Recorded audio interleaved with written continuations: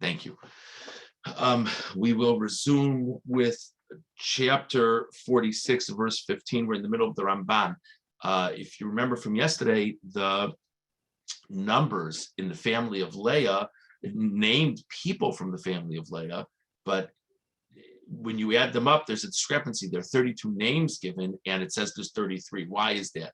Rashi brings down the Medrash that Yocheved was born between the gates on the way into Egypt. The Ibn Ezra questions Rashi very strongly. The Ibn Ezra says, I don't understand. According to that calculation, that would mean that Yocheved, the mother of Moshe, was 130 years old when she gave birth to Moshe. The Torah doesn't make a big deal about it at all. The Torah makes a big deal about Sarah giving birth at 90. Why would it be different? The Ramban has pushed back against the Ibn Ezra. The Ramban says, fine, you don't want the Medrash? No problem. Forget the Medrash. It says in the Torah that Yocheved was Levi's daughter. Now, presumably, the Ibn Ezra would say, we actually have various places in the Torah that teach that grandchildren are like children. And so it could be that she was Levi's granddaughter. But in any event, the Ramban says, if you look at Psukim, it sounds like she was Levi's daughter, even before this Medrash, which means either Levi had her at a remarkably old age, or, we know when Moshe was born. Moshe was born 130 years after the entry into Egypt. So, the Ramban says, I'll spot you 20, 30 years, but that means she's going to be 100. How's this going to work? So he's left with a question on the Ibn Ezra. That's where we left the Ramban yesterday. And now the Ramban goes further. In my layout, it's a new paragraph. It's around halfway through the Ramban. And it begins with the phrase, Aval Omar Lach Davar Shu Emes Subar Batorah. But I want to tell you something that's clear in the Torah. Ki hanisim hanasim aidei navi sheyisna became mitchila, a miracle that had been prophesied by a prophet.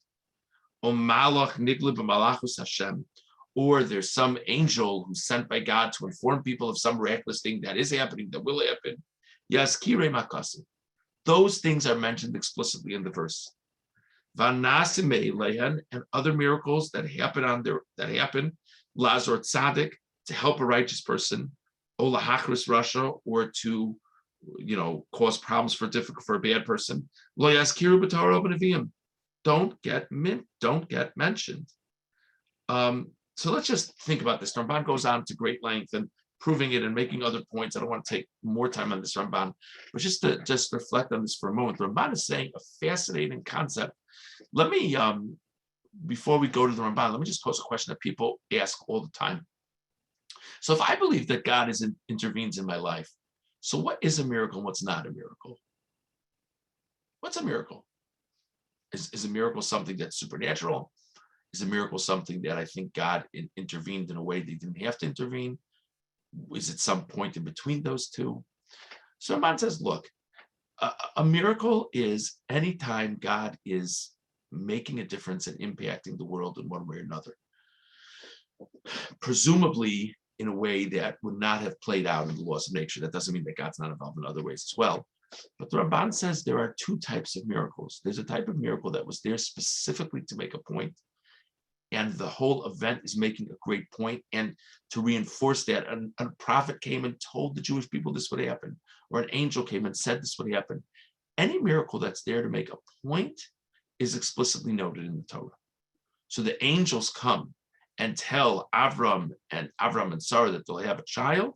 So when it happens, it's noted in the Torah, because the very fact that the angels needed to come and predict it means that there was a big point that God was trying to make with the fact that these two people would have a child at such an advanced stage. But then there's another type of miracle. God is running the world. God needs to do things sometimes to get us from point A to point B. The fact that Yocheved would be 130 years old when she gave birth to Moshe wasn't to make a point. It was because Moshe could only be the kind of person he needed to be if he was born to the kind of mother that he was born to, and that's Yocheved. And she could only be the kind of person she needed to be that would ultimately bring a Moshe if she would be the direct daughter of Levi. And the only way that all plays out when it's all said and done is if she happens to be 130 years old when she gives birth to Moshe Rabbeinu. But that wasn't to make a point. That was because God's running the world. So the Ramban says when there are miracles that occur, supernatural miracles that occur, they are happening because God needs it to fit his plan. That doesn't get mentioned in the Torah because things like that happen. The only ones that get mentioned in Torah were the miracles that were there to specifically make a point. Just because we're coming off of it, a lot of times people connect this Ramban to the Hanukkah story, that there were two very different types of miracles in the Hanukkah story. The miracle of the Menorah was an absolute, obvious supernatural miracle, and it actually wasn't essential to occur, but it was there to make a point to the Jewish people. The miracle of the war was essential because if the Jewish people wouldn't have been miraculously saved, they would have been wiped out or they would have stopped observing the Torah mitzvahs. So in this model of the Ramban, the miracle of the Menorah is like Sarah giving birth. The miracle of the war, in terms of it wasn't to make a point, it was because it just had to happen, would be like Yocheved giving birth. It's a very famous Ramban. We could spend more time on the discussion, but I just want to keep on moving. Moving on to verse 32.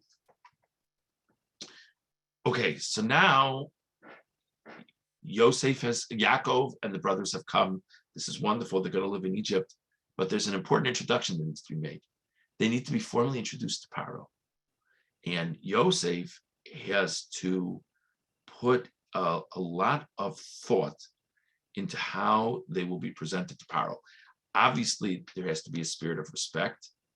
But remember, as we discussed earlier in the week, it's a big deal that we want them to end up in Goshen because they don't want to be in the middle of the action in Egypt. They're not interested. If you remember, it was so core to Yosef's understanding of what would work for them that this was one of the basic messages that he sent to Yaakov. Don't worry. You're not going to be my next door neighbor. I'll deal with all these people. You'll be out in the burbs, and they won't bother you and you won't bother them. So now in verse 32, it says, V'ho'anashim ro'ei tzon. The men, the brothers of Yosef, were shepherds. Ki anshe mikneh hayu, because they were men of livestock. V'tzonam uvkaram v'chalasher lahem eviu, and they brought all these cattle and the like with them. Verse 33, Vayaki kra lachem paro v'yomar ma ma'asechem. So Yosef says to them, when Paro asks you, "Nu, what do you do for a living?" Verse 34, V'amartem, and you should say, Anshe mikneh hayu avodecha min reina v'arata. We've always been involved with livestock.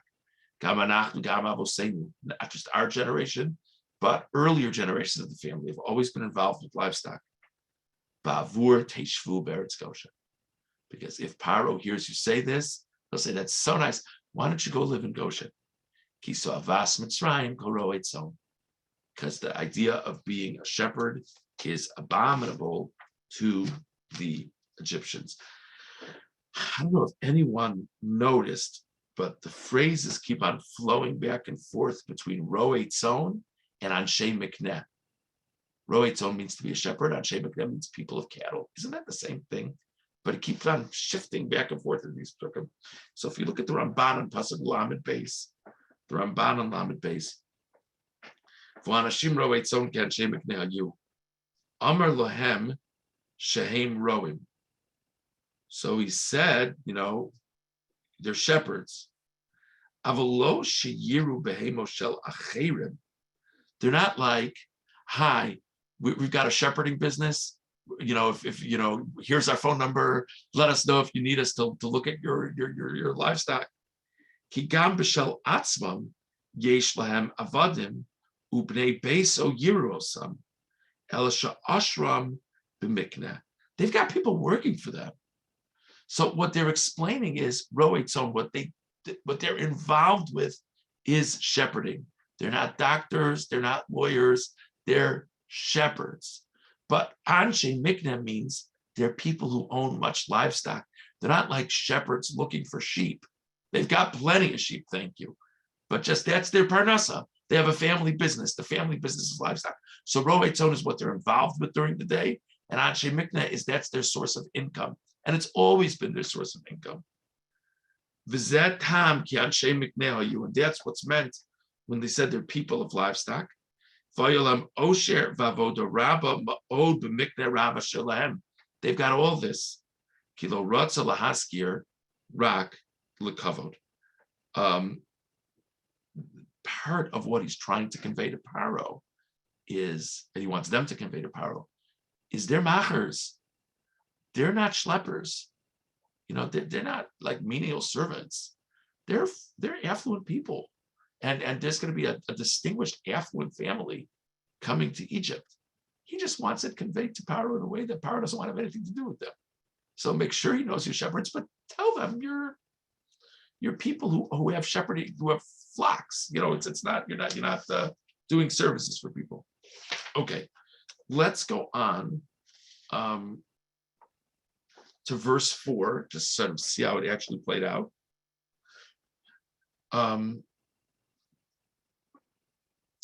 Vayomru el Paro, and they said to Paro, Lagur ba'aretz banu. We have come to live in the land. Ki ein mireh latzon asher la'avodecha. We don't have areas for grazing back where we live. Ki chaved harav be'eretz Canaan, because the famine is very heavy in the land of Canaan. V'ata yeshvu na'avodecha be'eretz Goshen. So now, why don't you let us live in the land of Goshen? Just want to highlight one point. We talk about this at the Seder, actually. They say to Paro, Lagur ba'aretz banu. Lagur means to live, but it means to live in a temporary way. It's a very interesting subliminal message they're sending to Paro. They don't plan on living here long term, which is interesting in terms of the Jewish outlook, but it's also possibly interesting for Paro. It's possibly less intimidating for him. Ramban on Pasuk Dalet. But I'm sorry, before we see the Ramban, let me ask you a question. Was there a famine in Egypt also? Of course there was a famine in Egypt. That's the whole thing with the dreams.